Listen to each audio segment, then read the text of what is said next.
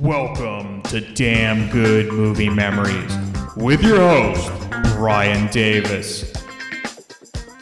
This podcast is the cure for your long commute and super boring workday.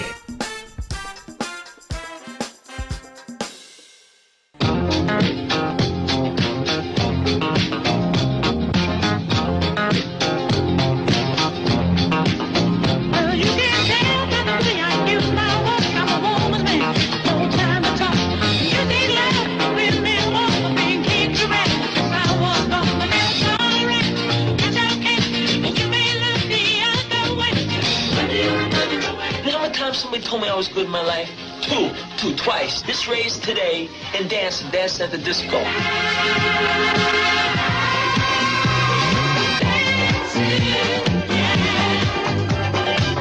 I mean, I could dance with you, but you're not my dream girl or nothing like that. Are you as good in bed as you are on that dance floor? Joe, you make it with some of these chicks. They think you gotta dance with them.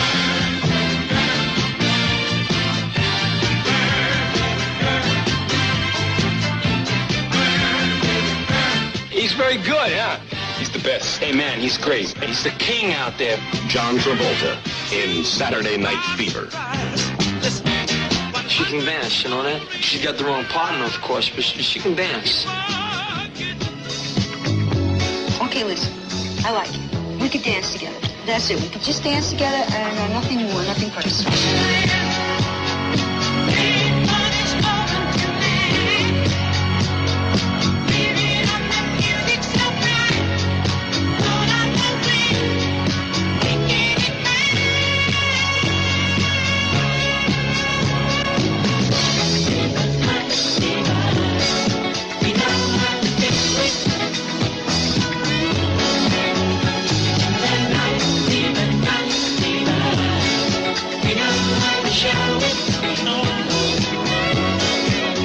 Dancing, it can't last forever. It's a short-lived kind of thing.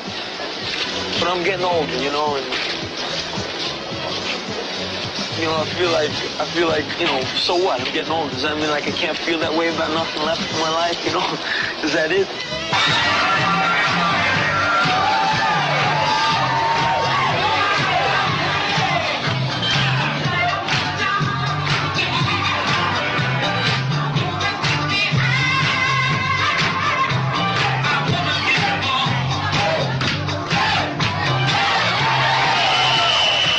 Coming from Paramount Pictures.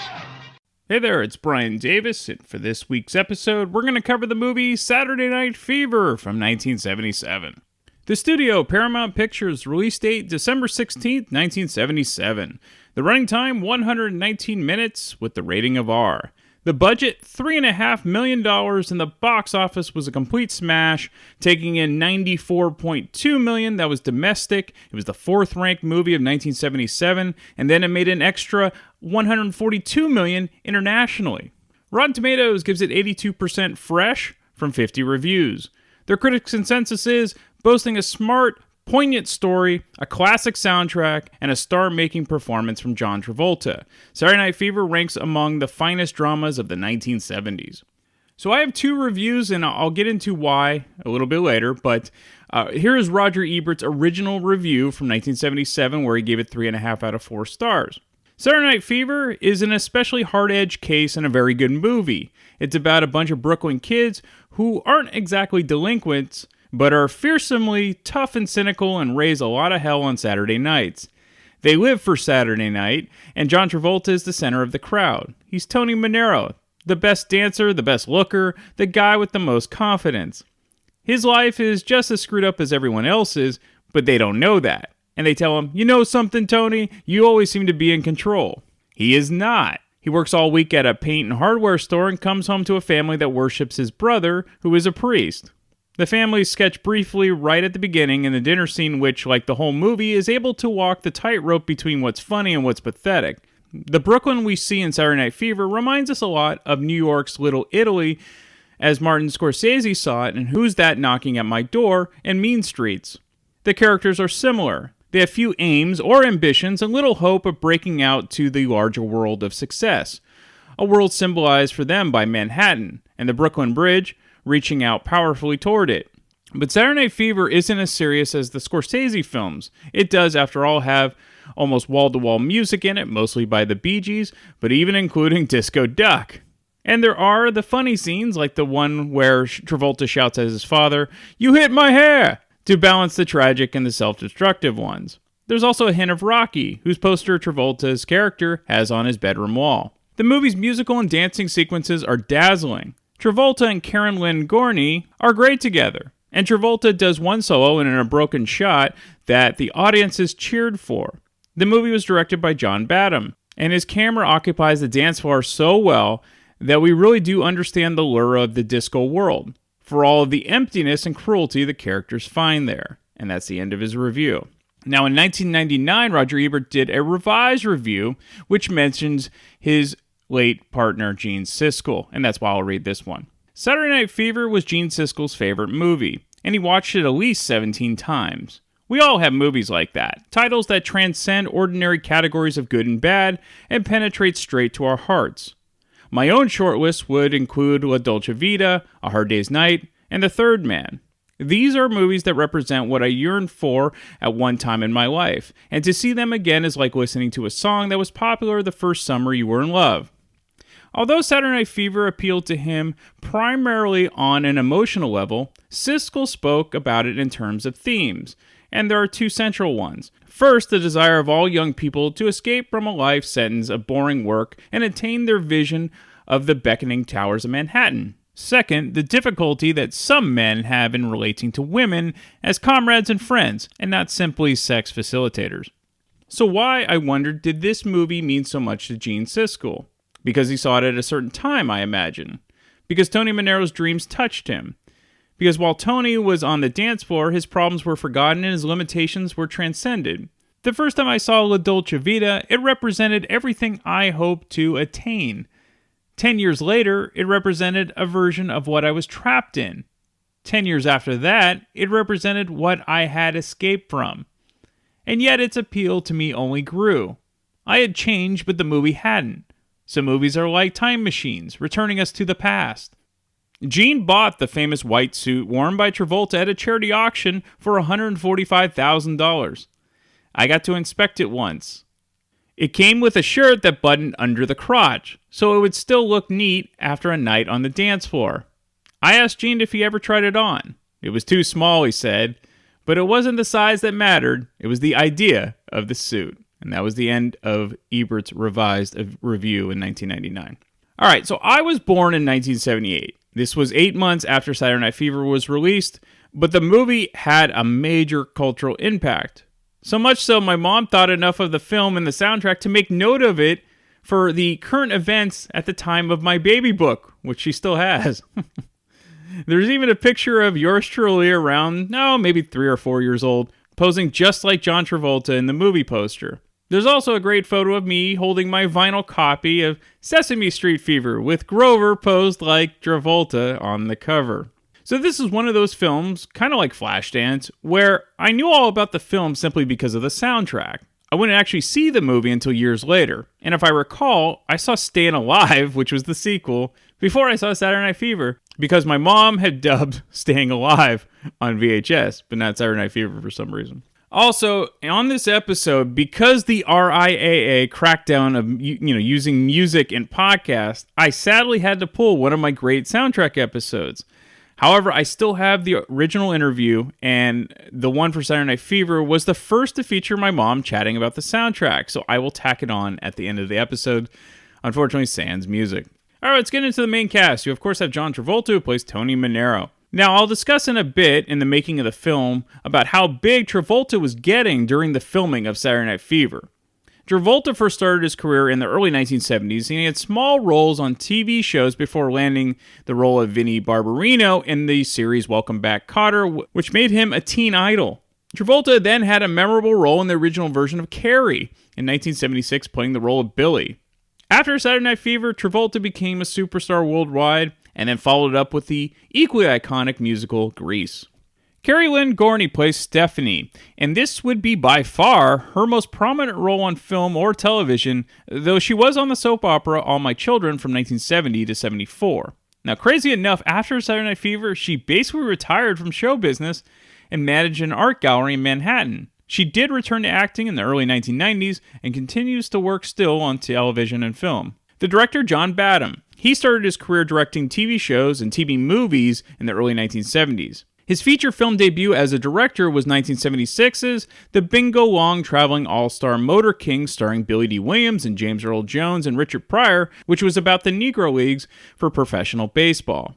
And then his next film was Saturday Night Fever. Some notable films that Badham directed after Saturday Night Fever: War Games in 1983 with Matthew Broderick and Ali Sheedy, Short Circuit in 1986, also with Ali Sheedy and Steve Guttenberg, which also had an homage to Saturday Night Fever with Johnny Five and Ali Sheedy, who was also named Stephanie, dancing to the movie when it was on television. All right, let's get into the making of the film. So it's easy to forget now, but Saturday Night Fever was just a cultural phenomenon. Certain movies infiltrate the culture for whatever reason. You think about Rebel Without a Cause, Easy Rider, The Godfather, Rocky, Jaws, all sorts of movies like that. And Saturday Night Fever did this as well.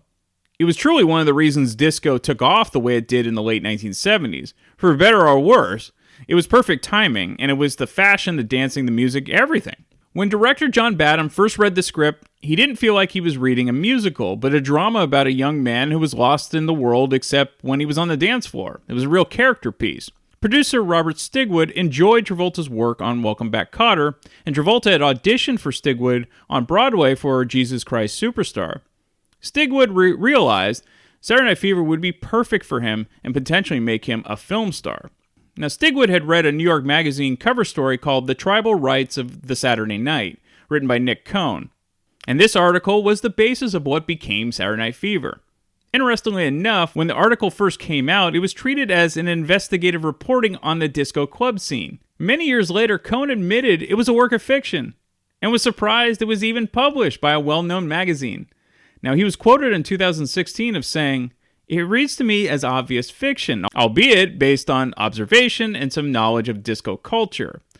No way could it sneak past customs now. In the 1960s and 70s, the line between fact and fiction was blurry. Few editors asked the tough questions. For the most part, it was a case of don't ask, don't tell." Now, these dance clubs were like completely different worlds for those wrapped up in the scene and when they went there.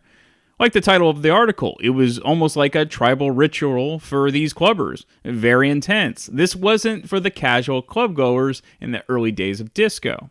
So even though Travolta was a newcomer to film, he was a teen idol due to Welcome Back, Kotter, and thousands of young fans would try to get a glimpse of their hero when they were trying to film on the streets of New York for Saturday Night Fever. The filmmakers even had to shut down production a few times because they couldn't get anything done with all the people around. They often filmed early in the morning for exterior shots to avoid the crowds of people looking for a glimpse of Travolta. The film had a huge shelf life as word of mouth spread and people couldn't get enough of the film and the soundtrack. And you know you've hit icon status when non-stop parodies occur, whether it be from Saturday Night Live or a Sesame Street album, which I said I had, or in the movie Airplane, you know you've hit it big time. Now, not all of the tracks from the Bee Gees were written specifically for the soundtrack. You Should Be Dancin' and Jive Talkin' were hits from the two albums prior to the film. Stigwood just loved those songs. He wanted them to be included in the film.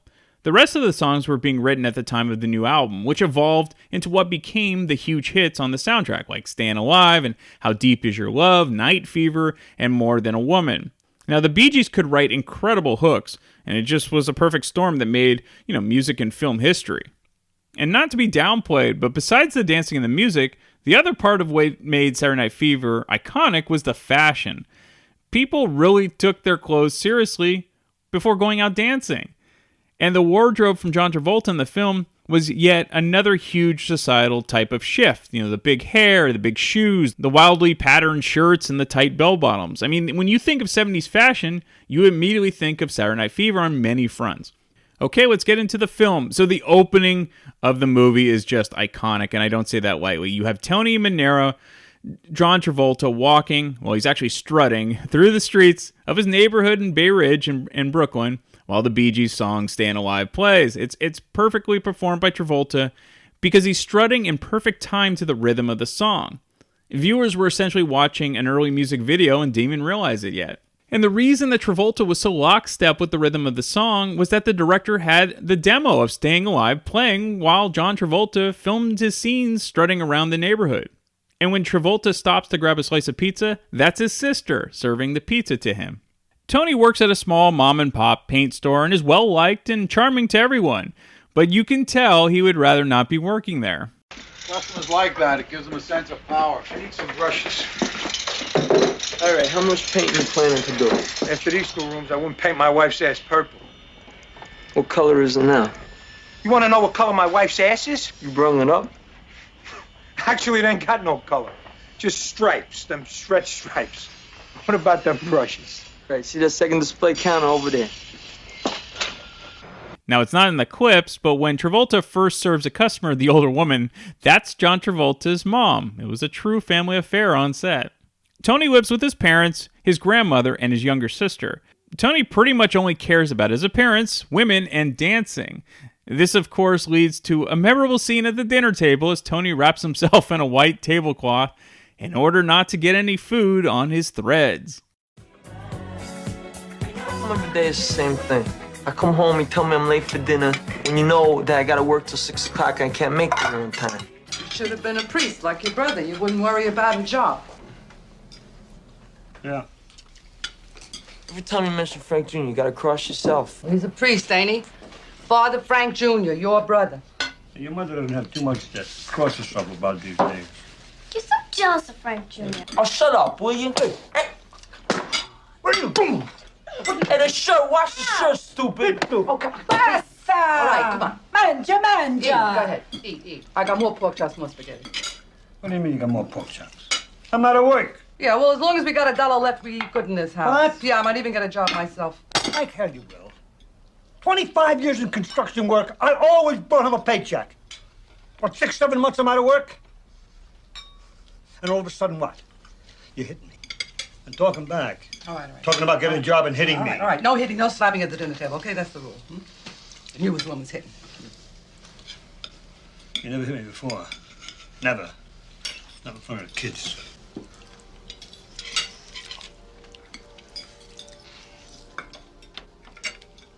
One pork chop! One! Hey, Frank!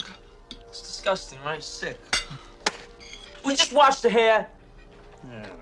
You know, I work on my hair a long time, and you hit it. He hits my hair. Take care of his hair. I might take a walk.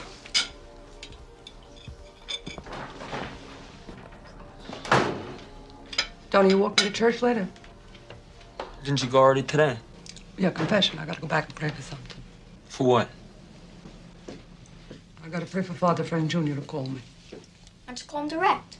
I want him to call me. A son should call his mother. Wait a minute. You going to church to have God make Frank Jr. call you? Right. I don't believe it. You know, you're turning God into a telephone operator. The timing of the slapping of everyone around the dinner table was brilliant. It's just a terrific shot. The main hangout for Tony and his buddies is a disco club called 2001 Odyssey. If Hal only knew. It's amusing to watch everyone smoking in the club because, those were the days of, of smoking. One of the regulars at the club is Annette, played by Donna Pascal, who the guys really do not treat well. As a kid, I always knew Pascal from the TV series Out of This World, who played the mother to her half-alien daughter named Evie. So it was to my surprise when I finally saw Saturday Night Fever as a kid that this type of role she had in the film was completely different than Out of This World. Which is always amusing to kids because when you're young, you don't always think of the person you always knew in one role being completely different in another. Even if it was 10 years earlier, that's the brilliance of youth. Now, John Travolta is really great in his role, and you get a glimpse early on as he dances with Pascal in Disco Inferno, the moves he possesses. But it's also hilarious in almost a cheesy way how, the Tony character is the king of the club just because of his dancing. And like this funny scene with a woman named Doreen who just fawns over him. Tony, can I wipe off your forehead? Why not? Sure, go ahead. Hey, Doreen, it ain't no blowjob. Hey, you don't know fuck about women, Joey. You get a blowjob easier than you get that. He knows. I love to watch you dance, Tony. Oh, yeah? I love it. I love to watch you dance. I just love it. Watching you dance. Hey, Tony, listen, do her a favor. Why don't you take her for a dance, huh?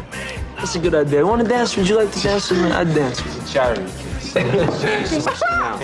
Dresses with the lace on the side. Now, Tony isn't big on Latin music, but is enthralled with a woman that takes over the dance floor when the Latin music starts playing. Now, fun fact about the dance floor in this club, the lights on the floor were synced to match the song beats playing. Those little touches made these scenes just top-notch to watch. Now, and I also forgot this part of the film, but the back room of the club also acts as a pseudo-strip joint where the bar is. Annette really likes Tony, but he can't be bothered. Hey, Tony. How you doing? Okay, how you been? All right. You can dance for me. Sure, why not? Okay. Hello, Lucille. Hello, Nuriev. How you doing? You got a 7-7 for me? Sure, doll. Give me one of your butts, too, all right? Sure.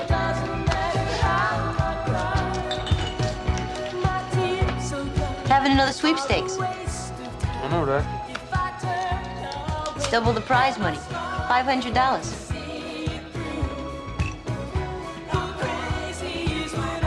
You going to enter? Well, you'll need a partner.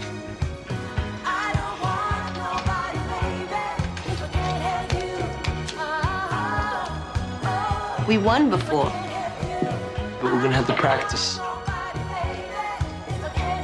We'll have to practice. We got people coming in from Manhattan, Revelation, gazebos, you know that, right? We'll have to practice. That's practice, and that I don't mean dating, it don't mean socializing. It means practice. Why not? We had a date. Yeah, once. Once was enough. Why? Why? And that the whole time you talked about your married sister. And then you was talking about your other married sister. And then your third married sister. I got the idea that all you was interested in was being a married sister yourself. I got bored with it. Hey, look, who's I take care of it, huh? Hey, Tony, look, Double J's been in the car 25 minutes with some chick. So what? So I can't get the selfish prick out. These guys can't do nothing without me, you know that?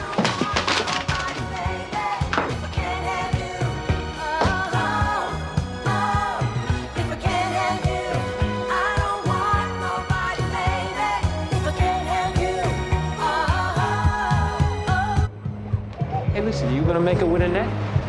No, I don't think so.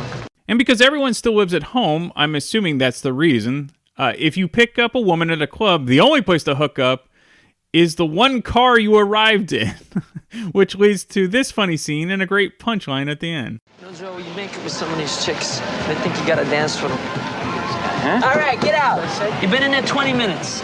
Come on. 25 in the car, 20 in the chick. Yeah, well, get out before we pull you out. She ain't come yet. Just when you can. Hey, come on. Oh, okay. Okay, it's happening. It's happening. It's happening. I'll be out in a minute, man. Yeah. Oh, yeah. Oh, yeah.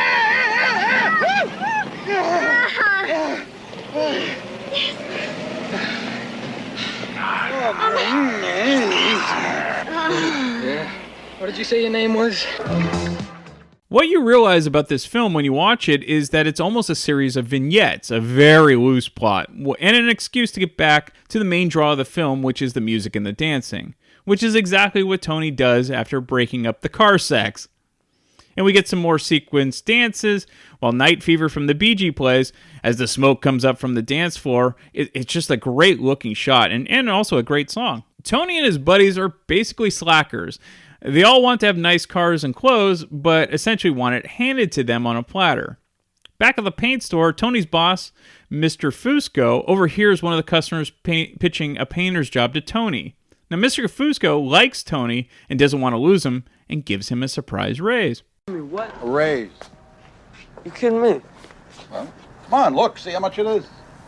You gave me a raise. Thank you. I can't believe this. Whoa, you better look first. I don't gotta look. It don't make no difference. You gave me a raise. That's the important thing. It's only $2.50. So what? It's $2.50. It ain't much. The important thing is it's a raise. I think that's really great. I'll tell you what, I'm gonna give you $3.50, all right? Next do week, not I'll have give you to, $3.50. Mr. I'll give you Crisco. I $1 like the more. raise just Well, the way it wait. is. Shut up, will you? 4. I'll make it an even 4. Never seen anybody so shit-ass happy over a crummy $2.50 raise. Wait a minute, you just said $4, didn't you?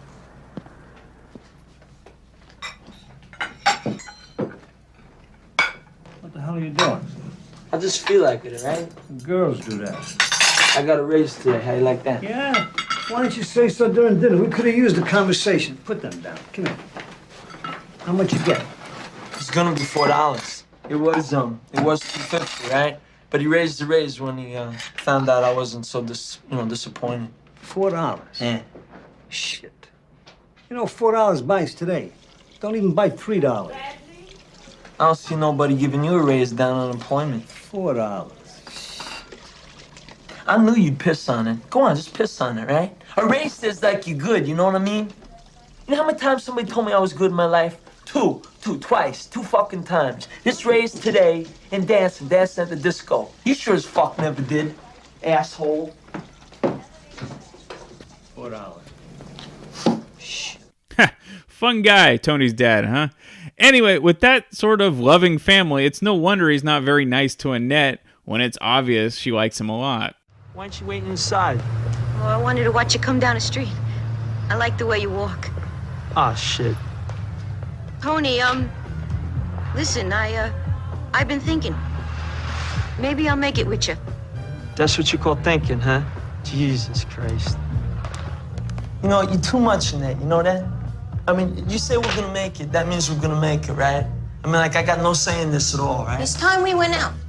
You told me you wanted to do it. You told me how horny a man gets when he's 19, how much his balls ache, morning, noon, and night, 6 days a week, sometimes 7 if you don't get it. How do you remember those things?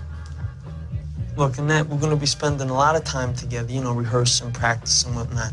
If we was balling, it would be like we was going together. Not only going with you. Look, I mean, what are you anyway? You nice girl or you cunt? I don't know. Both? You can't be both. I mean, that's the thing a girl's gotta decide early on. You gotta decide whether you're gonna be a nice girl or a cunt. How you doing, Pete? Hey, Tony, me man. You got a studio free or what? Yeah, 2 is free. Good. Hey, how you doing? Steady at 65%. Pete, it's always busting my onions. I send them a lot of customers, you know, it gives me free studio time. What do you mean 65%? Well, that means that he scores with 65% of the chicks that come in here. So Tony is there to practice his dancing with Annette, but then he sees the woman from the club who was dancing to the Latin music, and she definitely caught his eye, but the same can't be said for her. Hi. How you doing? Hey, you know, you're a very good dancer, you know that? I would like to meet you. Look, would you mind just going away, okay? What? Don't be hurt, but I Don't be hurt. Yeah, I want to be by myself now, you know? I seen it 2001. Yeah, so. Well, I mean, you was looking at me and I was looking at you, remember? But what is this? I look at a guy longer than a millionth of a second. Already he gets delusions of grandeur. You know what you are? I'm gonna tell you what you are. I bet it begins with a C. Mr. P. Oh, fine. That's... I know the type. I know the type. Tony goes home and is surprised by his brother Frank, the priest. It's good to see you. You too. Yeah. You look good. No, I don't. You do. You look wonderful. Hey, you checking out my trophy? Oh, yeah, that's you, huh? Yeah. First prize. Looks just like you. Hey, what'd you say to them downstairs? They look crazy. They look like zombies, like somebody died or something. I think they're in shock, though. In shock? How come in shock? I'm leaving the church, Tony. Oh, yeah, sure. Leaving the church. Tell me another one. I'm leaving the priesthood. Oh, come on, Frank. Don't fool around like that. You think I'm losing my hair? It looks awful thin right over here and here. Are you serious? Can I borrow some of your clothes until I buy some? I don't want to wear the uniform. I'm sorry, Frank. I really am. I'm sorry. What are you sorry about? You got fired, huh? I didn't get fired. I quit. You quit? Yeah, you can do those things, you know?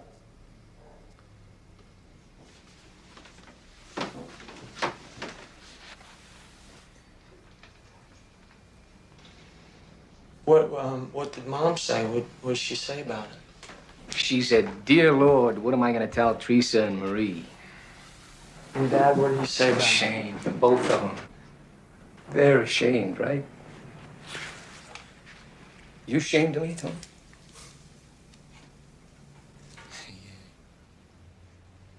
Didn't ask why, nothing?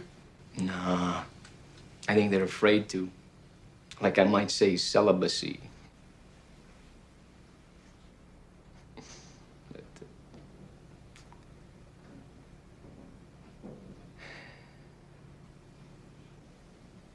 Are you gonna sleep here tonight? You wanna sleep in my room? Yeah, I thought I would. Alright, I get your blankets for you. In a warped sort of way, Tony is happy that his brother wants to leave the priesthood, as now Tony doesn't seem like so much of a failure in the eyes of his parents. A pretty sad family life for everyone involved. In any case, the news puts a skip into Tony's step, and he decides to keep it at it with the girl who blew him off. Now we find out her name is Stephanie. Hello, Stephanie Mangano. I'm Tony Manero. We both got the same last initials. How do you like that? Wow, we get married. I don't have to change the monogram. My luggage, huh? Somebody told me he was practicing to be a bitch. Is that true?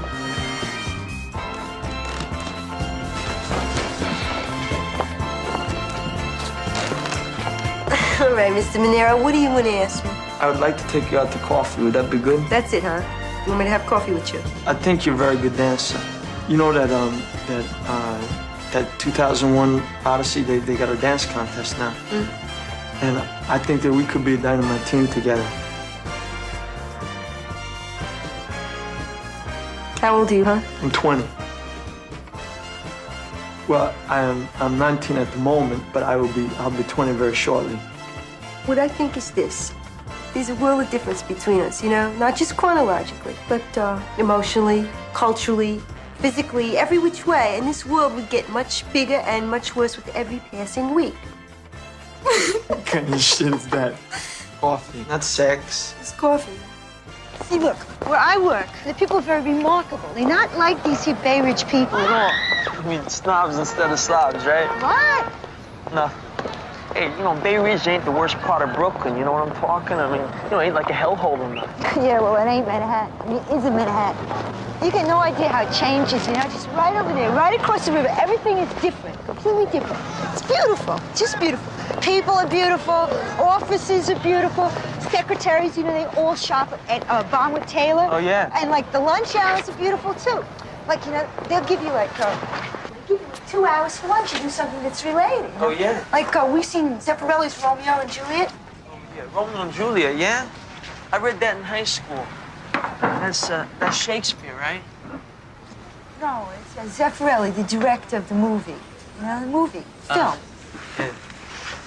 You know what I never understood about that Romeo and Juliet? I never understood why Romeo, he took the poison so quick, you know? I feel like he could have waited or something. That's the way they took the poison in those days. Hey, you gonna eat? Here, look at the menu. No, I just have tea with lemon. Started drinking tea recently, you know? It's really a lot more refined. Oh, yeah? Yeah. All those women executives in my office, they all drink tea with lemon. Oh, yeah? Yeah, and they notice that I do too. Yeah. I like coffee, you know? I drink coffee. Yeah. You see, like, I've only been at this agency a really short time, but already I'm functioning in a kind of a public relations capacity, you know, and if I fill in for the agents when they're elsewhere. Like this week, you know, I had business lunches with Eric Clapton at Lakota Basque and Cat Stevens at Le Madrigal. Oh, far out. Yeah. You heard of those restaurants, huh? No, I don't know. those exact restaurants. I know the type. Yeah, but you must have heard of the artist. No, I don't know. Not really. So what'd you say Far Out for, huh? Cause it sounded like Far Out, wasn't it? I mean, Oh, yeah. we'd like a lemon with some tea now, and I like a cheeseburger and some coffee.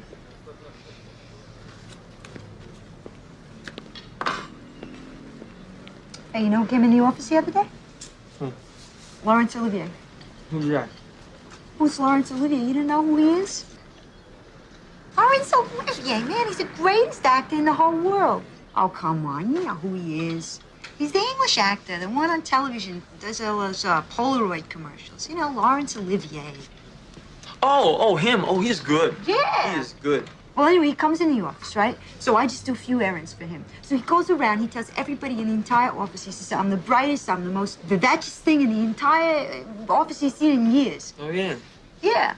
Do you think that you could get like a camera from him at like a discount? I didn't ask him about a camera. Cause you got one already, right? You still have Fox. Hey, look, you enjoying all this stuff I'm telling you? Sure, I think it's good. I think it's. Well, I just think maybe you can't handle hearing about a kind of life that is so completely different than yours. You mean better, don't you? Yes, I mean better. Sure, it's better. Get some ketchup, please. I mean, I'm out of this scene almost completely. You know, this Bay Ridge scene. I'm moving into Manhattan. I'm getting my own apartment. I'm changing. I'm really changing as a person, and I'm growing. You know what I mean? Nobody has any idea how much I'm growing. Once you go on a diet.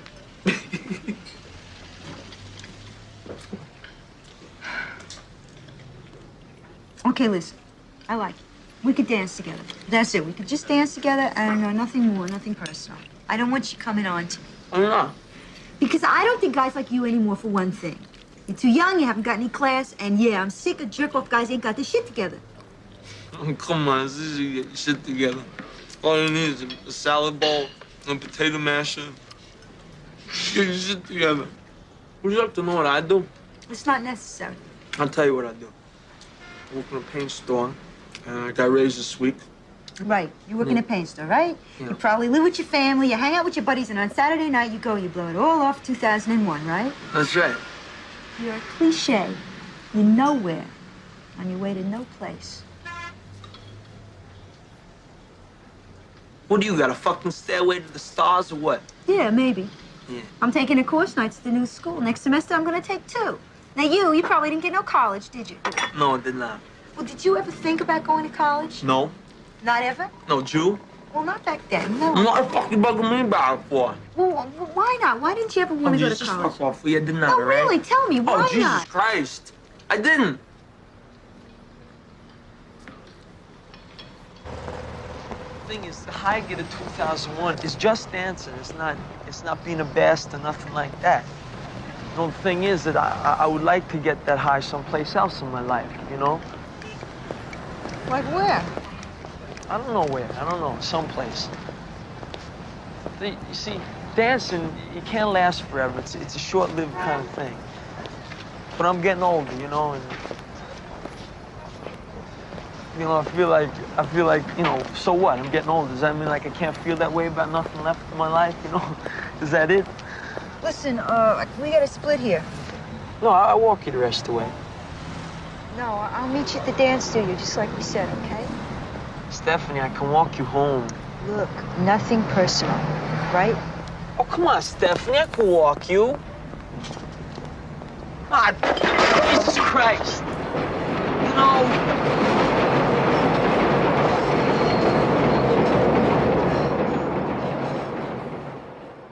This is a great scene for a few reasons. One, it's not your typical Hollywood date scene. This feels like a real date between two people in the neighborhood. Also, you can see where Stephanie is coming from. Tony, while he's a great dancer and charming in his own ways, he isn't very well-rounded, and she finds out this from her conversation with him. He cares about dancing and not much else. And while this laser focus in his interests is admirable, after a while you're gonna need more than just dancing if you're going to be in a relationship with someone. Which is why she wants to keep it simple. Plus, it's hilarious her name-dropping celebrities constantly during their conversations. After Tony's date, he finds out from one of his buddies that Gus got jumped by a Puerto Rican gang named the Barracudas, and he's in the hospital. Now, the guys want revenge, but they can't find the Barracudas. Tony heads home and has another wonderful family dinner. Tony, what did you say to Father Frank Jr.? What? What did you say to him? What did you do? Yeah, what did you say? What are you talking about? You must have said something to him. You sleep in the same room, you talk to him, the next night he stays out all night, he don't come back. I said nothing to him. Priest staying out all night. A priest is not a priest no more, and he's grown up, so he can do what he wants. Something you said to him. Oh, yeah, you trying to blame me that he ain't a priest no more? You've been writing to him. I don't believe this. You're trying to hang this on me. Forget it. Oh, no, he called. In a couple of days, he's going to see he's wrong. He's going through like a trial of the soul, you know? He's going back to the church. He's going back. No, he won't. He's not going back to the church. He's going back to the church. I'm telling you. He's going back. It's not everything. You know what? You don't got a priest no more, and you got no saint. You got nothing but 3 shit children now. Good. Good. No.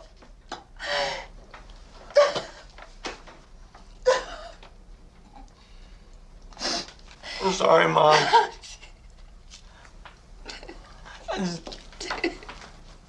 I didn't mean that. I'm sorry. I never say that. I love you, Mom. I really do. Tony, it's time to move out, buddy. Sleep in your car or the dance studio, but leave the house, man. Again, it's interesting. You would think after being treated like shit at home, he'd be nicer to folks. But he's a real turd to Annette and coldly dumps her as his dancing partner for Stephanie. Now, Tony and Stephanie's first rehearsal goes very well because they're both naturals, but also have a chemistry dancing together. Tony heads to the club with his buddies and brings Frank Jr. along. We even see a young Fran Drescher at the club. And now we know why Frank left the priesthood. Hey, are you as good in bed as you are on that dance floor? Well, are you? Are you as good in bed as you are on the dance floor? Hey, you never made it in a bed. Watch this. This ain't my regular partner, but you'll see. Tom, what are you gonna have to drink? We'll get you some, huh? 7-7. 7-7. Where is she?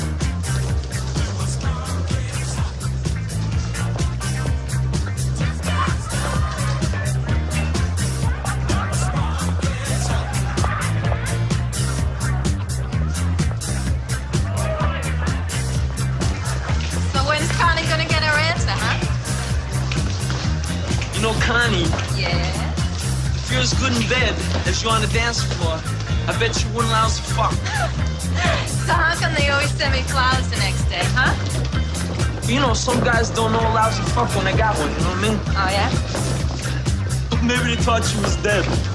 Father, wanna hear something? Listen, I got a girlfriend of mine, you know, she's such a good Catholic, Father. She tells me she loves the taste of communion wafers. This is another memorable scene as Fran isn't much of a dancer and Tony's had enough and basically takes over the dance floor with this amazing solo dance while You Should Be Dancing plays from the Bee Gees. It's just an iconic scene. Really amazing moves from Travolta that he just made look easy when they were absolutely not easy to do. And the cinematographers kind of took the Fred Astaire approach of filming Travolta dancing from head to toe. And this meant you really knew Travolta was dancing. These weren't stand-ins. It was just an excellent way of shooting. That being said, this movie is so out there. You kind of feel the euphoria of Tony owning the dance floor, dancing to a fabulous song, and then Frank has to listen to Bobby's problems. Out there, Father. He's the best. Hey, man, he's great. He's great. Oh, man.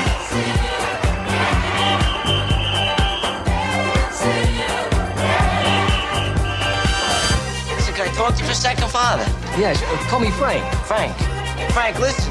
Yeah. Come here, you wanna hear something? Listen, I got my girlfriend, you know? Can I tell you something? Yeah. Come here for a sec. Listen, Frank, wanna hear something? I got a lot of ideas. You see, like I was reading up about the Pope. Hey, Father. Yeah, sure, Frank. Yeah, Frank. Okay, Frank. Yeah, listen, Frank, I got a girlfriend, you know? She's Pauline. Her name's Pauline, and Yeah. I What do you mean? Did you get her pregnant? Yes, I did. Yes, I did. She loves the taste of communion wafers. Well, I got a lot of ideas, you know, swimming around in my head, and I was reading a lot of stuff lately. I heard, like, the Pope, he gives special, you know, what is it? Dispensation. Yeah. You think the Pope could give Pauline an abortion? Let me give you a dispensation for an abortion. Yeah, you think you could do this? I don't think so, Bobby. Well, maybe, maybe you could do it for me. Maybe, maybe. I'm sorry, Bobby. I don't think so. I was just thinking Did you talk about to your priest about it? Yeah, I talked to everybody about it. And I talked to a lot of people, All right, thank you. Yeah, thanks a lot, all right? If you play, you pay, It's funny, huh? Don't forget, everybody. The last scene is interesting and played really well by Martin Shakar, who plays Frank, and as his face shows true compassion to what he's heard, but he knows there's nothing he can do. And then you have Bobby's so-called friends who are just complete idiots. In the meantime, Annette threatens to have sex with a random person in the club if Tony doesn't make it with her now. They decide to go to their hotel on wheels, but she's not on the pill, nor has a diaphragm. And obviously Tony doesn't carry rubbers on him. So there goes that night of bliss. Did he also say IOU instead of IUD? I don't know, but it's great. Then, to add insult to injury for Annette, the guys play a prank on her on the bridge, acting like they slipped and fell into the water. The next day, Frank leaves his parents' house and tells Tony to live his life for himself, not for others. That night, Tony practices with Stephanie at the studio, then takes her to White Castle with his buddies, who basically act like cavemen. To break up, you might do. What's up? We've been waiting, man. Pete said you was practicing, Hey, Tony, we were cruising you-know-who. Looking good. No, don't talk about it now. Talk about it, man. Stephanie, this is Joey. This is Double J. This is Bobby C. How you doing, Stephanie? How do you do? That's Stephanie. You a dancer? Yeah. You hungry? Yeah. What do you want to eat, huh? I'm gonna change and then. All right.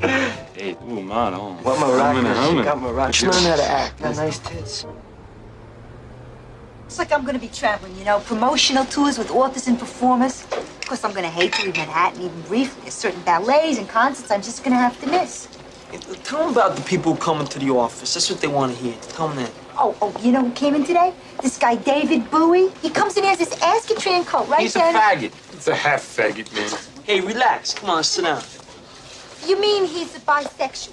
Yeah, he swings both ways, men and boys. Oh, so yeah? funny. Well, you know who came in today? Joe Namath. You know Joe Namath. He comes in and he wanted some coffee, so I brought him some coffee, and then he asked me to sit down and have some coffee with me. You had coffee with Joe Namath? Yeah, that's right. And we were talking a little bit. He wanted to know what it was like to be 21. And I told him I didn't know, because I was just 20. Yeah? What else? That's all. Hey, ain't that enough? Hey, don't you never chew, Tony. Don't you never chew. Hey, look, when my mother dies, I'll give it a job, all right? You know what's going down your throat, man? Big chunks of hamburger, Big gobs, like dog food, dog friskies, doggy yummies. You know something, Joey? He's gonna turn into a dog. No,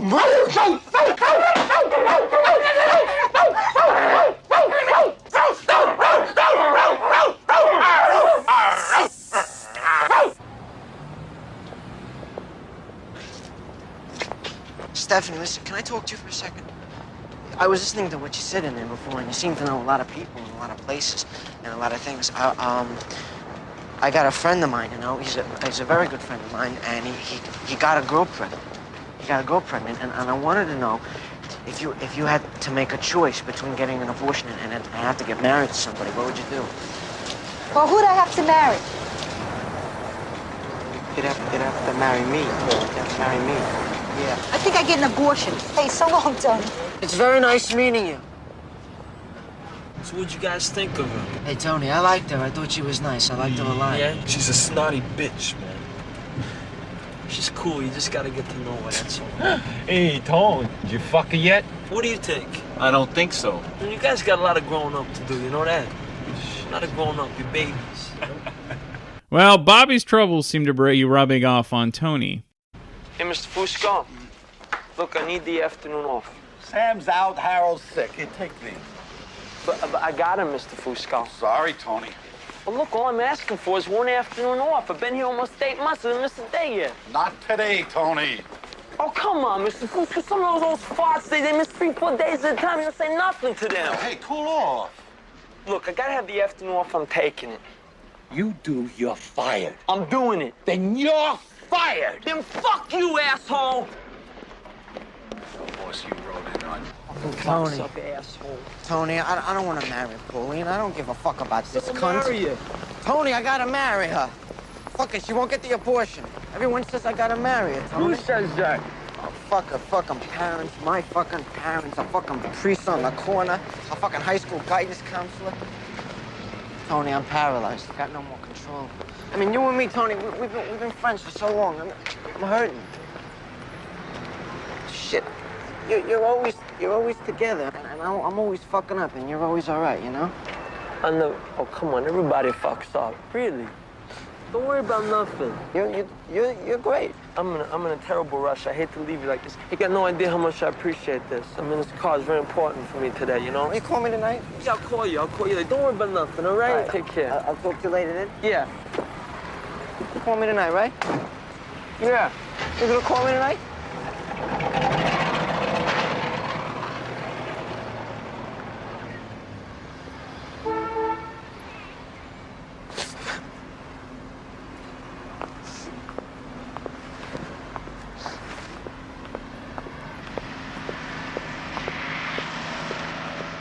Now, one of the sad and kind of funny scenes is when Bobby walks away and the audience sees him wearing those awful white shoes with heels. The whole reason Tony needed the day off was to help Stephanie move.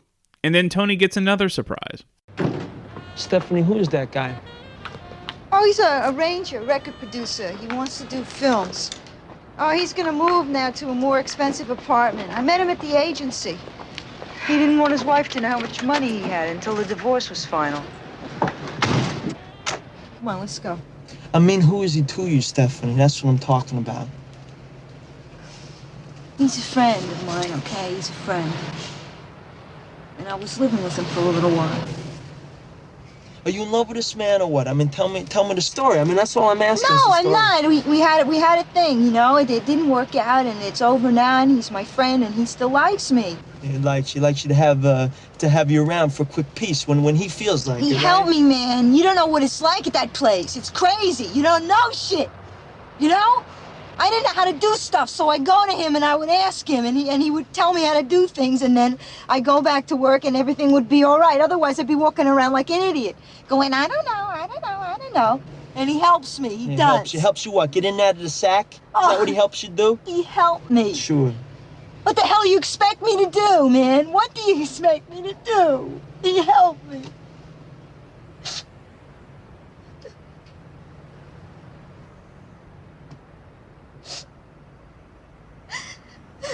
Don't cry about it. I mean, you know. All right, so we helped you. That's good for you.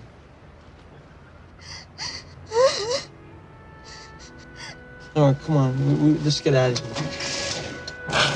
I'm sorry. Sorry. Don't worry about nothing. Don't worry about that. Don't worry about nothing. In many ways, as Ebert mentioned, Tony is a lot like Rocky Balboa. He means well, and he shows he cares in his own way. Like this scene where they stop at a park to take Stephanie's mind off things. It's pretty, isn't it?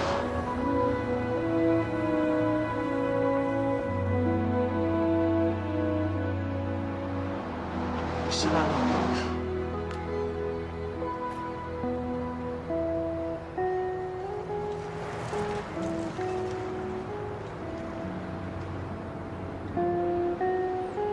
Do you know how tall that bridge is?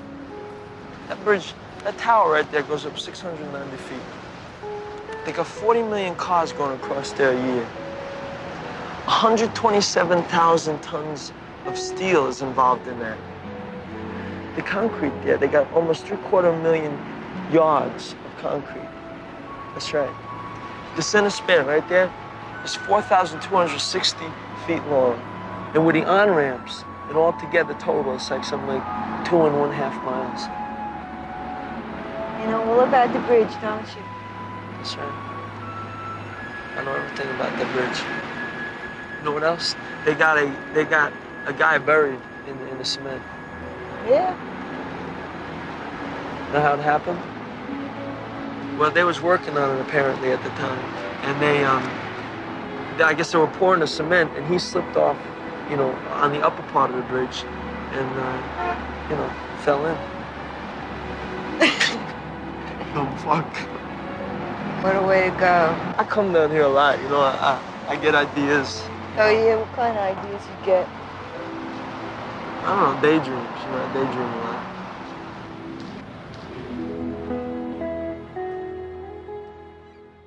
All right, there's about 30 minutes left in the movie. There's plenty that happens, including the big dance number at the club between Tony and Stephanie.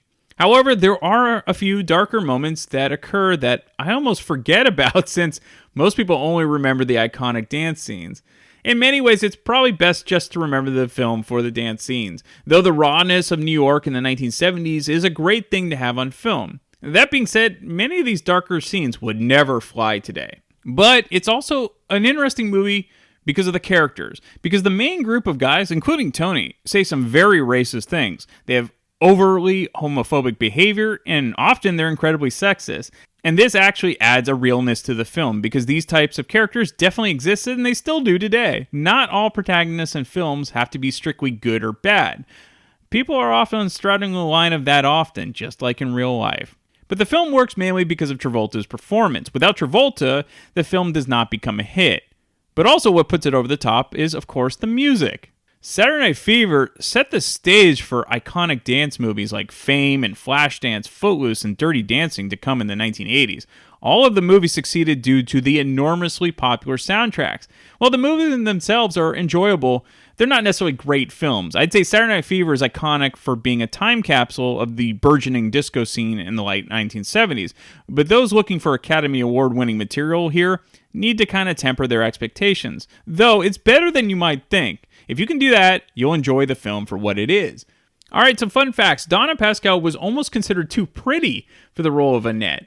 So she put on 40 pounds and brought back her native Brooklyn accent, which she had to overcome while studying drama at the American Academy of Dramatic Arts. So because those studios knew they had a huge hit, they wanted to draw in even larger audiences for younger viewers to see the film. So they had an edited PG version that was released that was about 10 minutes shorter, and it cut out some of the darker scenes mostly found later in the film.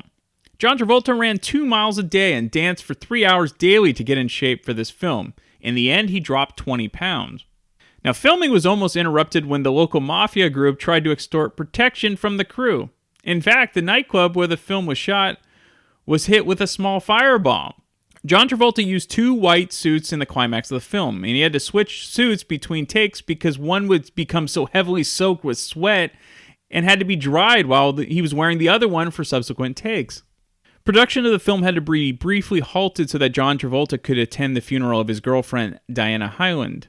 The couple had earlier appeared in the movie The Boy in the Plastic Bubble from 1976, and that was their only joint venture. It was Hyland that actually encouraged Travolta to take the role of Tony Manero. Now, according to John Travolta, the Bee Gees weren't involved with the film at the very beginning. He said he was dancing to Stevie Wonder and Boz Scaggs. So the iconic movie poster with John Travolta in a white suit and his chest is out and he's pointing one arm up and one arm pointing down was not a planned shot. In fact, it was an afterthought at the end of a long day. And John Travolta remembers saying it was a 14 or 15 hour day and the photographer said, "Do you have anything else in you?" And I said, "Oh, geez, okay, how about this?" The next thing I know, I'm looking at photographs about 3 months later for the poster ideas and I said, "Oh my God, I can't believe they actually picked this shot. I didn't know it would create an iconic figure that it ultimately did." For the role of Joey, Ray Liotta and David Caruso auditioned.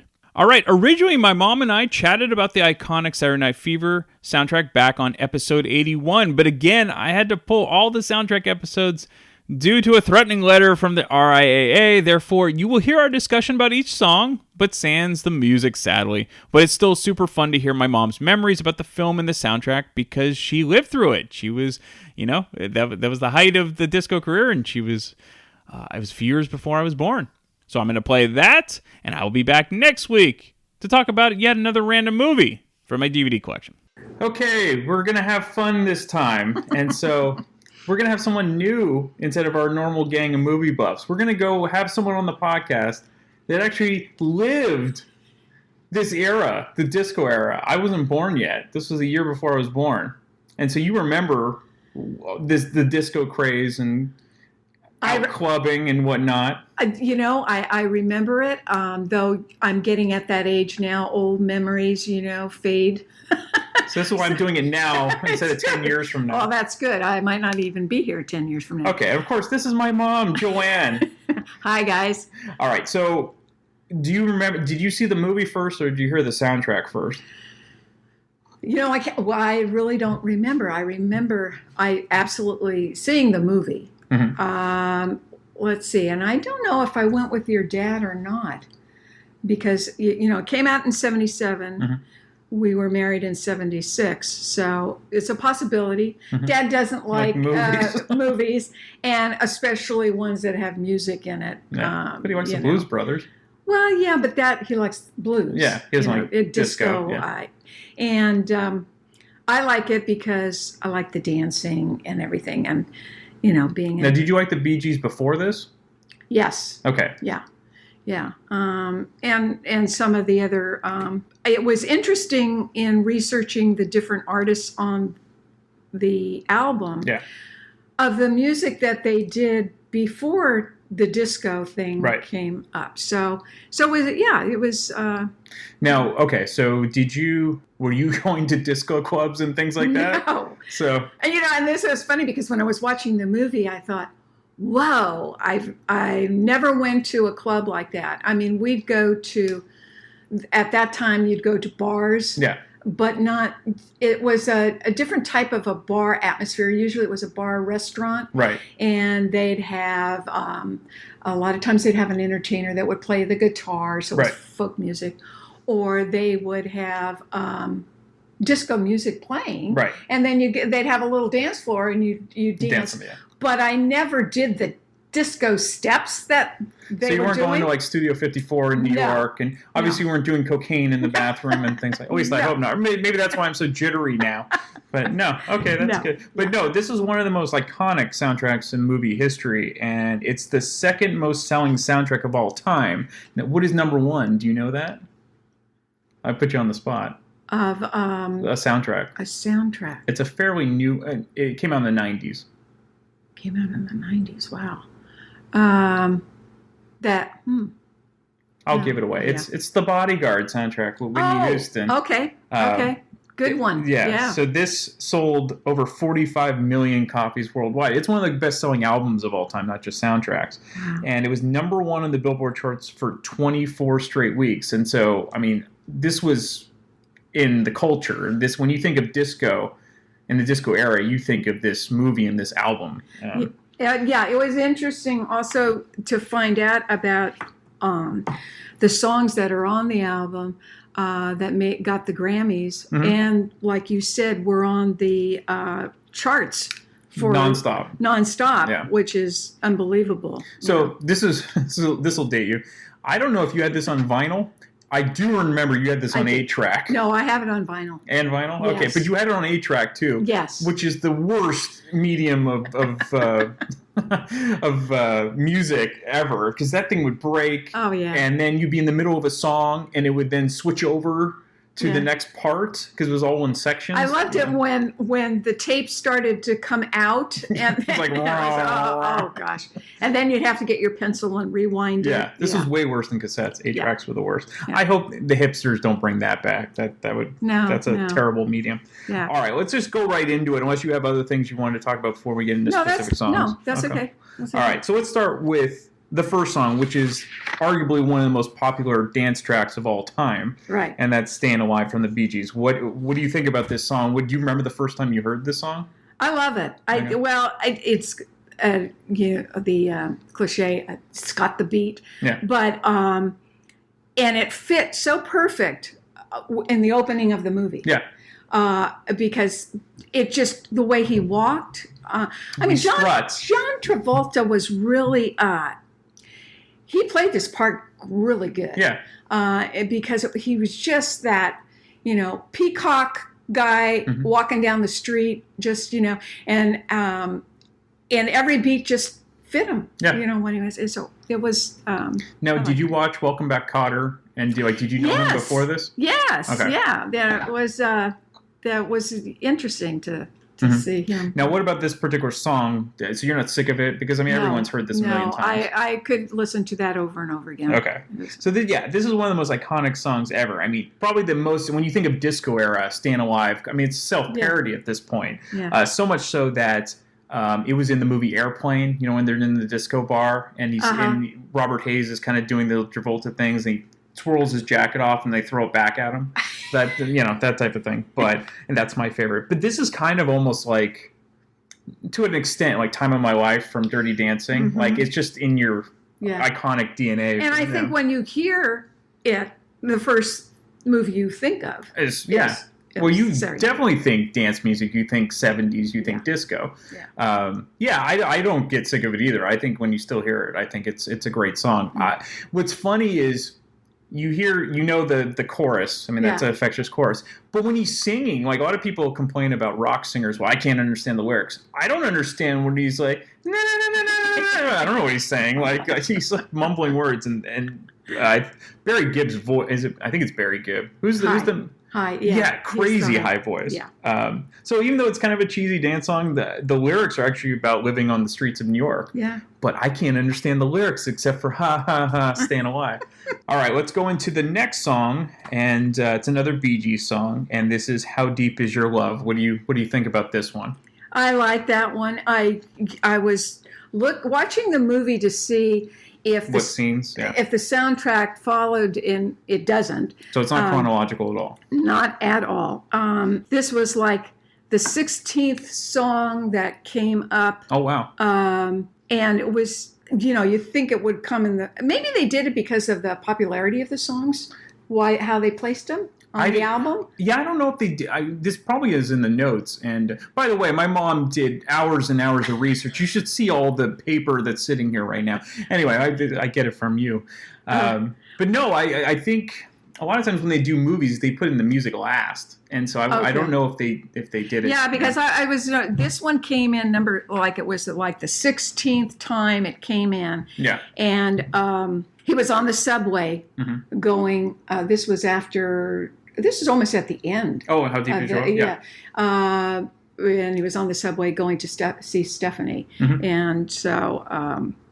I like the song. I thought it was good. I probably like this song now more as an adult than it is a kid because it's a ballad. Oh, yeah. But as a kid, the song kind of bored me, but I wanted more up-tempo songs. But listening to more mature ears, I think it's a well-crafted ballad, and it makes sense it was a pretty big hit. Yeah. Yeah, absolutely. Still not my favorite, but I don't skip it like I would as a kid. So. There's a couple on this that I skip. Okay. Yeah. But by far, I mean, I think most people bought this because of the Bee Gees. I mean, there are other hits on here. Yeah. But the Bee Gees, even though they were popular before, this kind of sent them into like another stratosphere. They became super popular after this movie. Yeah. All right, next one. It's another kind of almost ballad, a little bit more up tempo, but it's Night Fever from the Bee Gees. Right. Okay. Right. How do you feel about this one? I like that one too, and that one was a couple of times that they played within that. The first time was when he was getting ready to go out that night, and he's looking at himself in the mirror and he's flexing his muscles, and also you see the iconic posters on his wall. Oh yeah, what is he have? Farrah Fawcett. Oh, of course. And which Dad? I had bought Dad. For real? Yeah. Yeah, I got Dad. Where is that poster? I don't know. I don't know. But it was on his wall in his den. Really? Yeah. Why didn't he hand it down? I don't know. I don't know. Thanks a lot. But and the Rocky poster. Oh, okay. Rocky and because him. Rocky was out a year before. Yeah, and which has some interesting content. I was reading about. It was either the director or when they had the change of the movie. I guess somebody had dealings with the Rocky movie, and it said that it was surprising that they left the Rocky poster still in his bedroom. Right. Yeah. So doing that, and then it came on again when they were at the disco, and they were all dancing in a line. It was a line dancing disco. Yeah. But I liked it again. Yeah. Good beat. Good dancing. One thing I forgot to mention about it, I think this is the first soundtrack that wasn't just score music, it wasn't just instrumental, that really took off as a soundtrack. Because before, I'd say maybe Simon and Garfunkel with The Graduate might have been the first like soundtrack that people bought for songs as opposed to just background music. Yeah. This kind of put it like once this came out and people knew you could actually sell songs. Then the 80s kind of became a very soundtrack heavy, based on actual music as opposed to the score. But for this song, I think it's a little bit more up tempo. It's crazy how many hits are on this album. Oh, it's a long album, but yeah. this is a really good track. I think I would like to hear this right after "Staying Alive" instead of "How Deep Is Your Love." I think if they'd done it a little differently in the order, I think it would have been better. Yeah, I think I don't it's too bad they didn't go with how it came in the movie because More chronological. Yeah. Well, I get why they put "Staying Alive" first. That's your biggest hit. Yeah. So you might as well start with that. And I mean, that starts out the movie, so, you know. Yeah, I definitely like Night Fever way more than How Deep Is Your Love. So let's play it now. Yeah. All right, let's go to the next one. I'll take this one first. And so this is More Than a Woman, another Bee Gees song. And I always like this song. I think this is my second favorite on the entire album. And I remember seeing, so in Short Circuit, you know, when Johnny Five, the robot, is watching all the TV. And then he starts dancing with Ali Sheedy's character, who was actually named Stephanie in that too. They start slow dancing to this song. I think they also slow dance to another song that's oh no, they don't slow dance. They You Should Be Dancing, which is later on the soundtrack. They also do that. I like Short Circuit. But no, this has got an infectious chorus and a great hook. So the whole More Than a Woman part, that's the way they harmonize on that is really well done. And I think that's what gets me every time. It's tough to beat the song "Staying Alive," but this song's right up there for me. What do you think? I liked it too. And the first time he dances with Stephanie at the dance studio, they play this song, and so it really fits with the two of them. I think the words and everything. It's a good song. So would you remember hearing when you went out dancing with my dad, which I have a tough time remembering or even thinking about? Would they play this song? Because this seems like a pretty. They play this a lot. Yeah. All right, so the last song of I believe the first side of the album, because it was a double album because there's so many tracks on this. If I Can't Have You by Yvonne Elliman. Now, you did a lot of research on her. Yeah. So why don't you tell me about Yvonne Elliman and If I Can't Have You? Okay. So in 1971, it says Elliman moved to New York City for the Broadway production of Jesus Christ Superstar, where she... Did you like that? Did you like... It was different. It was good. So did you see the Broadway... Not to go off on a tangent, but did you see the Broadway play? Because I know you've seen the movie. No, I didn't see the play. I saw the movie. Okay. Yeah. But it was interesting that she sang backup vocals for Eric Clapton. Oh, I didn't know that. Okay. Version of the Bob Marley song "I Shot the Sheriff." Yeah. Oh, that's her. In 1974. And then she went on to tour as part of Clapton's band. Okay, so the backup singer. She and then got a contract with RCO Records and. Oh yeah, because that's the Bee Gees label. Yeah. RSO. Yeah. And then she had a couple of albums, and then the song written by the Bee Gees, Barry and Love Me. And so she, and then she also, it was interesting that she appeared in Hawaii Five-0. Oh, really? In the 1978, the original Hawaii Five-0. Only for an episode, or in? It just said she appeared in it. Just probably in an episode. Yeah. Yeah. So after like 4 tracks in a row, you actually get another of the Bee Gees. You get another artist here, which is kind of nice. However, it was this, as you said, this was actually written by the Bee Gees. This song. Yes. The Bee Gees actually released this their own version as a B-side to "Staying Alive."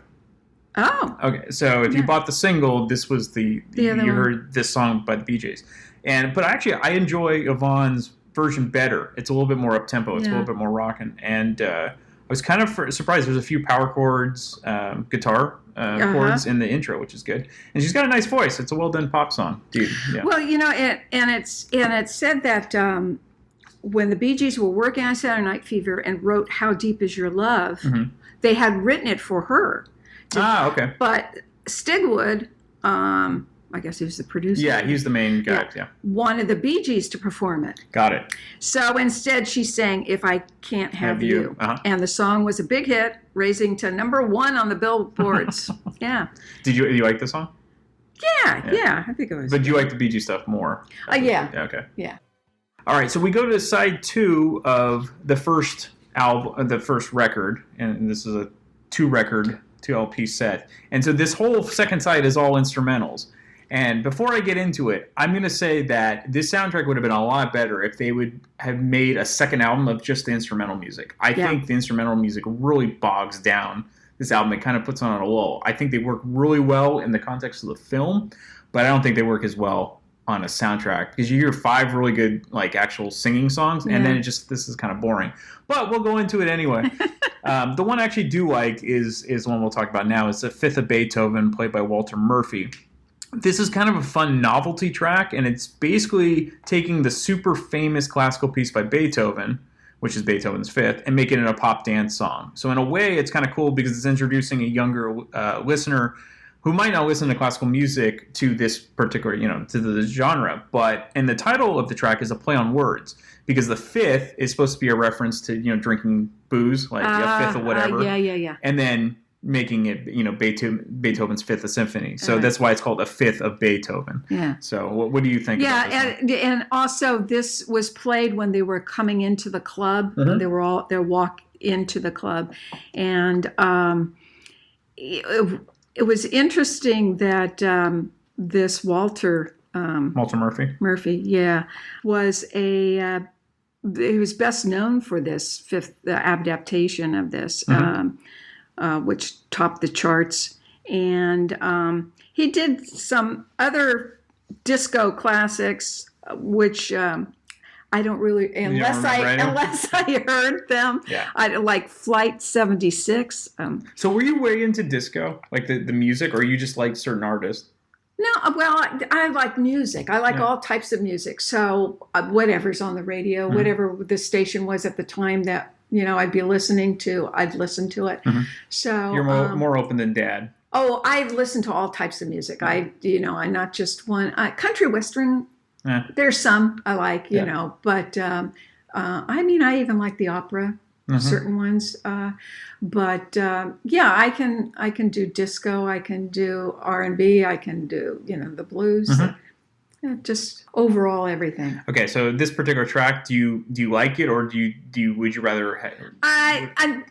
It's okay. I could skip over it. Okay. I'm with you. But as for the instrumentals, this is probably my favorite instrumental. That's on the soundtrack. It's really neat how he gave a new lease on life to this. Yeah. I also wonder, since this is public domain probably at this point, he probably could get away with, I don't know if Beethoven's family gets credits for this, but it's a piece that's over a couple hundred years old. So, All right. So the next one, and this just shows you how bloated this album is. They show it. They're playing a different version of More Than a Woman by a band called Tavares, and I'm not sure why they did this, because as much as I love the Bee Gees version of this track, there's absolutely no point in having a different singer covering the same track on the same album, and especially when you have a CD. So this seemed like total overkill on an already very long album, and to me, this version is inferior compared to the Bee Gees. I think it's a waste of time, and I'm not sure why it was included. They could have left it in the movie, but I don't think you needed it on the soundtrack. Yeah. What do you think? Well, this was near this was done at the dance contest when Travolta and the gal were dancing for that. So it was played there. But I don't know if they really needed both. It's interesting about the Tavares. Is that how you? I think, or Tavares. Tavares. Mm-hmm. The brothers. This was an American R&B, funk, and soul music group. Okay. They were born and raised in Providence, Rhode Island. Okay. Also, they were inducted into the Rhode Island Music Hall of Fame in 2014. But I can't imagine there being a huge amount of people in the Rhode Island Music Hall of Fame. Well, their parents, I guess, were performing back in 1959. Okay. And so, and it was interesting also that The future Aerosmith drummer, Joey Kramer, appeared as the token white guy drummer. Really? In the later incarnation called the Turnpikes. See, that is interesting because they always say Joey Kramer has a very R&B funk influence in his drumming style, and that also transferred to, especially early 70s Aerosmith. So that makes a lot of sense. I had no idea. Yeah. That's cool. And it was also interesting in 74, they had a #1 R&B hit with Hall & Oates. Oh, really? She's Gone. Oh, yeah. Really good song. Huh. And it was interesting because which became a hit for Hall & Oates, as well as 2 years later. Mm-hmm. So I guess they redid it. But well, that's all interesting stuff, but I still think they should have been left off the soundtrack. We're going to play it anyway for you. All right, so let's go to next. This is an instrumental track, and this is Manhattan Skyline by David Shire. This is an instrumental track that probably works best in the context of the movie rather than the soundtrack because it's basically generic 70s disco background music, which you can hear right now. Sounds like it could have been in Chips or Charlie's Angels, like in the 70s TV shows. They totally should have cut this from the soundtrack. Again, in the movie it's fine, but I don't understand why they put it on the soundtrack. What do you think? Well, it was in the movie because Tony and Stephanie were at the dance studio and they were dancing to this. Okay. But yeah, in the album itself, I could do away with that. You can skip it. Yeah. See, actually, this makes an interesting point because on CD you can skip it and everything. For the album, you could have just never listened to this side. So I wonder if they did that on purpose because they basically almost put 3 or 4 instrumentals in a row. So it kind of kills the first half because the first half of the soundtrack is amazing, and then there's kind of a lull in the center. But all right. The next one is Calypso Breakdown by Ralph McDonald, and this is a killer because it's the second longest track. It's 8 minutes long. It's all instrumentals. Again, in the movie, or even a party, like this could be a dance song you play at a club, but if you're just listening to it, it does nothing for me. It's pleasant, but it goes on way too long, and I'm sure if you were coked up in the disco clubbers back in the day, they were probably happy about this song. If there was a bit of an edit that highlighted the guitar solo a bit more, there's a solo in the 5-minute mark, I think it would have been a little bit more intriguing. But where was this in the actual movie? This was at the dance contest. Oh, okay. And I actually believe, I don't think it was. I get it confused sometimes with the Latin dancers and whether or not they actually danced to that one, or there was another one called Salisation. Oh yeah. If that was the one. But this Ralph McDonald that wrote this. He was, now I don't know if I'm pronouncing this right, a Trinbagonian American percussionist. Sounds about right to me. I guess from Trinidad. He was from Trinidad. Okay. Or his family was from Trinidad. Okay. And he did a lot of Grammy Award winning for a duet for Roberta Flack. Oh yeah. Yep. And Donny Hathaway, Where Is the Love? Okay. And Just the Two of Us. That's Bill Withers. Bill Withers and Grover Washington. Yep. Evidently, he grew up in Harlem in New York, but he was 17 when he started playing for Harry Belafonte show. There you go. So he's very talented. Yeah. That's all right. I would still skip this track. That's why you're only hearing it in the background, but that's okay. Yeah. All right. Yeah, and we go to side 3. This is the second album, and this is another instrumental. This is Night on Disco Mountain by David Shire again. And I think this is a little bit better than Manhattan Skyline. I kind of like that. It has a dark tone to it. It fits the scene where the guys are screwing around on the bridge and they act like they fall over and they freak out the woman who's tagging along. Again, it's really tricky putting instrumentals on soundtracks. I think they work best in the context of the film, but not necessarily listening on their own. So there's an interesting story about this song. It's actually based on an 1867 musical piece written by a Russian composer named Modest Mussorgsky, I think, and it's called Night on Bald Mountain. Yeah. And so this version was actually used in Fantasia. Oh, Oh. the Disney movie. So you can hear it in the background. Do you have any other? No, I don't like this one. That one. We're right on the par here. That would be gone. Yeah. So, all right, let's go to the next one. All right, and this is where the album gets back on track for me, and this is "Open Sesame" by Kool and the Gang. What do you feel about this song? Yeah. This is good. This was written in '64. It is his 13-year-old Robert Bell and his brother Ronald, and 5 high school friends formed this instrumental band called the Jazzettes. Okay. And then they changed their name to Kool and the Flames. I didn't know that. In '67. Okay. And then Kool and the Gang in '69, because evidently they wanted to avoid confusion with James Brown's Famous Flames. Okay. That was his backup band? Yeah. Okay. Yeah. So, so what do you feel about the song? It's good. It's good.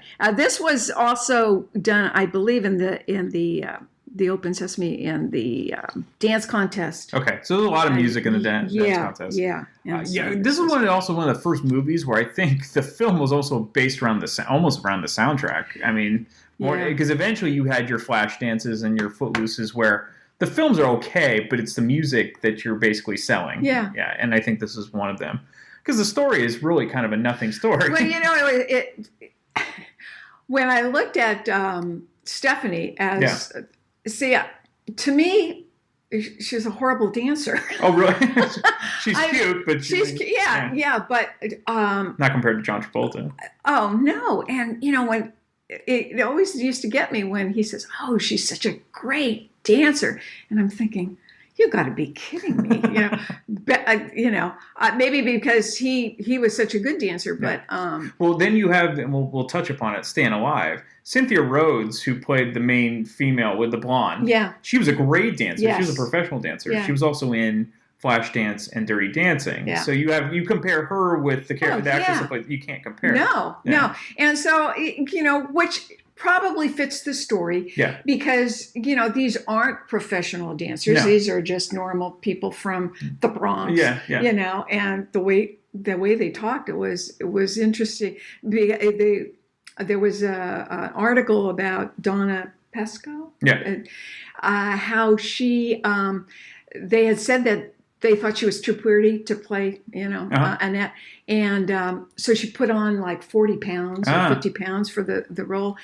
And she learned how to speak again. Mm-hmm. I guess she was from New York or something, but with the accent and everything. Yeah. So I like Kool and the Gang, and they have tons of hits. And this is a good deep track that people might forget because of all the hits from the Bee Gees on this album. But it's a great funky song. It adds a bit of grit to the polish of most of these tracks. Yeah. It's kind of an authentic, R&B dance song. And depending on my mood in the given day, this actually might be my favorite song on the album. And I enjoy funk and soul, and this is a solid track. Yeah. And I wish there was actually more Kool the Gang on the album, but there isn't. But you at least get this song, and we'll play it now. Okay, let's get back into the Bee Gees, and we have Jive Talkin' from the Bee Gees. What do you think about this one? Love this song. Really? Oh yeah.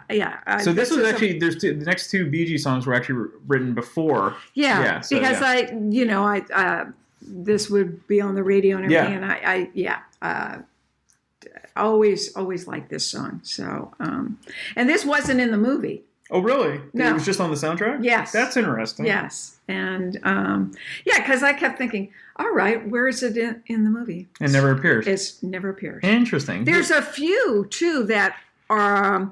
that they didn't put on the soundtrack? That they recorded for the film but didn't use. Okay. What was interesting. Okay. But I didn't find it in the movie, so... Okay, interesting.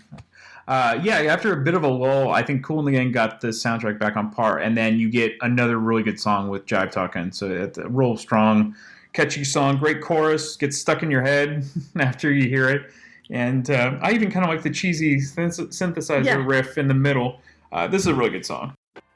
All right, next song, You Should Be Dancing, and this is disco done right. This is a great song, and this is the scene where Travolta's showing all his moves on the dance floor. This is pretty iconic, and perfect song for it. When you hear this song, you immediately think of Travolta, and you think of Saturday Night Fever. This is my favorite Bee Gees track on the soundtrack. You even get some semi-heavy guitar work here, which is pretty cool. It's just a terrific track. I don't get sick of this one. What do you think? Absolutely, I agree. You want to get up and start dancing. Yeah. Really good. And actually, in Short Circuit, Johnny Five is doing his little robot moves to this one as well, which is pretty intense. So, this is a great song. So we'll play that now.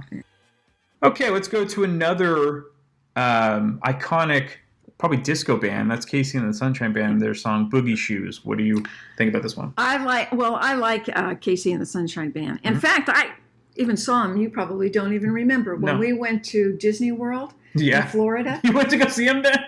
They were appearing on one of the stages in one of the... This is like 1994, 1995? Yeah. Well, they do nostalgic places. That's funny. I don't even remember that. Yeah.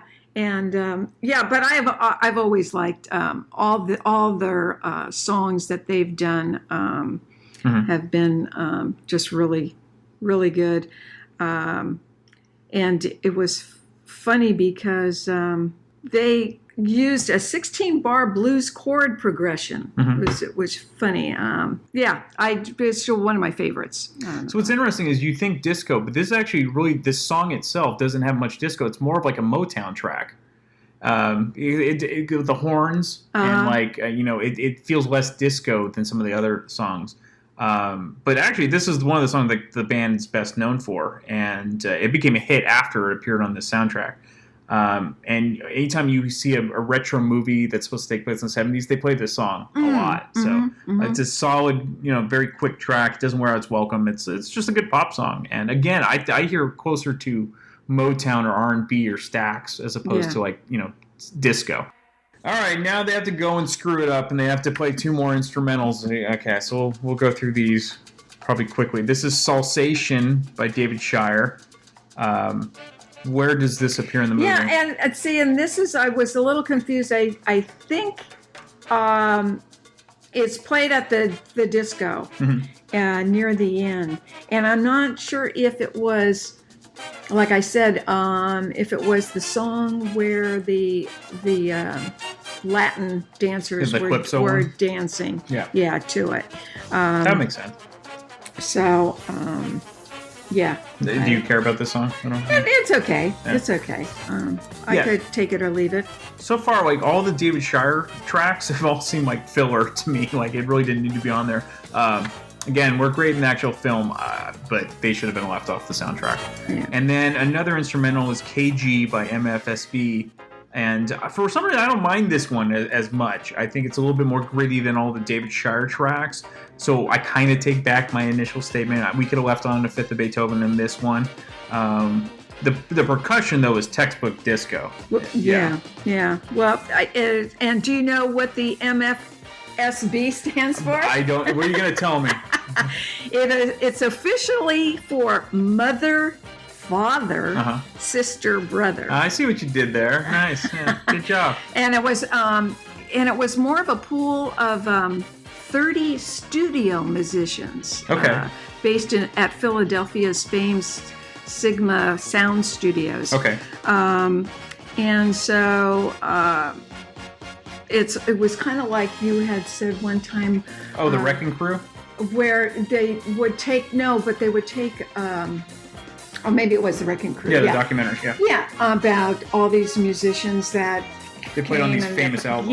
Yeah, and so that was kind of that. They also were on Soul Train, which that makes sense. I used to watch all the time. Yep. Yeah, they did a lot of things there, and it said they were very influential in establishing the disco sound, and one of their tracks sold over 1 million copies. Which one? Wow.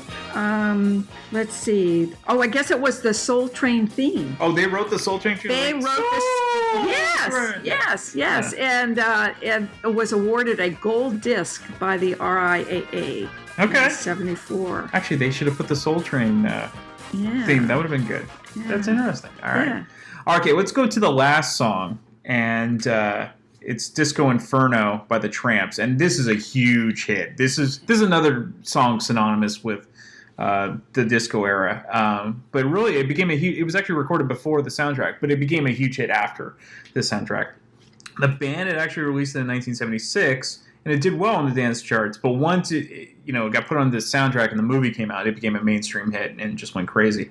This, to me, is a standout track, even though it's way too long. It's like almost 11 minutes long. Yeah. But I don't mind it. I think it's a good way to end the album, and it's far better than any of the instrumentals that are on there. So even though it's a little bit too long, but I mean, it's a dance track, so this is something you play at a club and you keep going. What do you think about this? I love this song. I love this song. And the Tramps were an American disco and soul band, and they were based in Philadelphia, and were one of the first disco bands, which was I didn't know that. Yeah, and it was interesting. On September 19th, 2005. The group's Disco Inferno was inducted into the Dance Music Hall of Fame. Oh, there you go. That makes sense. Yeah, the ceremony in New York, yeah. Actually, I think a couple of these songs should be in there. Yeah. So it was, it said Disco Inferno had also had a resurgence and had gathered new fans with the 2016 presidential political campaign of Bernie Sanders. Of all things, I don't think disco and Bernie. Well, it said in the USA, due to the song's refrain of "Burn, Baby, Burn." Okay. Got it. That makes sense. That's cool. Yeah. Okay, we're back. Let's see if you actually listened to all 10 minutes of it. But it was worth it, wasn't it? Okay. So let's recap. Does this soundtrack hold up as well for you now as it did when you first heard it back in the 70s when you were childless and having fun before we ruined your life? So, absolutely. Yeah, this is a great album, and it was funny even watching the movie when I rewatched. You haven't watched the movie in a long time. Well, it had been on TV, and here I thought all the time because when you said, "Gee, do you want to do this podcast?" Yeah, and I said, "Sure, yeah, this would be great." Well, I had the CD. Yeah. And I thought, well, I'll watch the DVD when closer gets to the time so I can be fresh in my mind. Yeah. And I go to watch it. You don't have it. I don't have it. I do have Staying Alive. Of course, you have the inferior version. Actually, Yes. I've probably seen that more than Saturday Night Fever because you own Staying Alive. No, okay, we might as well get into it. What about Staying Alive do you actually like? Because I like the dancing in it, and it's a horrible movie. It is. I mean, and the acting is, but I like the music. Do you actually like the production of Satan's Alley? That's the play they're doing. It was okay. It was. I mean, it worked. It worked. And the dancers were good, and and it was kind of like finally, he made it. He came out he made himself better from the first, where he was at. And because he really doesn't succeed in Saturday Night Fever. He's still a kid, kind of, and because you don't know what he wants to do with his life. He's just clubbing. And so this is kind of neat, and how he has kind of gets back with his mom and everything, and so Don't touch the hair. Yeah, those are always funny scenes with the family. Yeah. Like that whole thing. Well, of course, Travolta just became a superstar after this movie, too. That's a thing, too. Did you know that Travolta's mother and sister were in the movie? I think I did. So what characters did they play? They played, let's see, oh gosh, watch. I'm not going to be able to find it. Yeah, I mean, she's got a book worth of notes here. Wait, it said... I think the mother played. His sister played the waitress in the pizza when he went in the beginning to get in. Hey, Tony, what kind? Oh, okay. 2 pieces of pizza. This is when the opening of the girl. movie. Okay. That's his sister. Okay. And then his mother played. Where was this? I forget which. But she's in the movie. She's in the movie. That's interesting. Also. Yeah. I'm trying to think, what was he in next after this movie? Oh, he was in Grease. I mean, he was in Grease before this, wasn't he? Yeah. Before this? Or was it after? No. I think that was after. Okay, so yeah, he was in Grease right afterwards. So that's another huge musical. Yeah. Yeah. Yeah. I see. I found it. Okay. So his mother plays the woman whom he sells the can of paint to. Okay. When she was waiting in the store, and this is in the opening also when he comes in with the paint because he had bought the paint at another paint store because they didn't have it. That was his mother. Okay. So Anyway, I knew I did it somewhere. Well, but yeah, well, just like John Travolta puts his mother in his movie, I'm putting my mother on my podcast. Right, so right. Thank you so much for being on, Mom. I really appreciate it. I'm glad you thought enough that I could handle something like I that. did. Was it worth all the research? I think so. Yeah, I think the listening audience it's appreciates fun. it. I enjoy doing that. Good. You know. I think the listening audience will too. And maybe we'll have you back on to do the Jazz Singer soundtrack. Oh, that would be good. See? Dangling a carrot there. Anyway, thank you, Mom. Okay, thanks, Brian. Come hang out and chill with Brian A. Davis and the Bad Beat. Wednesdays, 11 p.m. Eastern, right here on thatmetalstation.com.